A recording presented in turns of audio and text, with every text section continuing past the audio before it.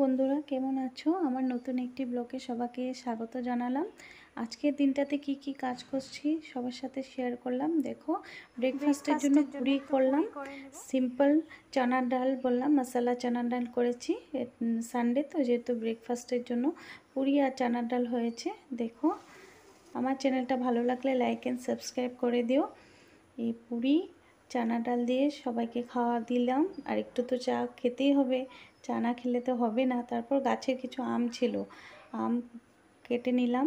কেটে খেতে খেতে ভুলে গেলাম ভিডিও করার জন্য, যতটুকু ছিল ওইটাই দিলাম। চিকেন ছিল লাঞ্চে, তো চিকেন আনা হলো। আমার ছেলে আর আমার বোনের ছেলে দুজন খেলাতে ব্যস্ত ওরা।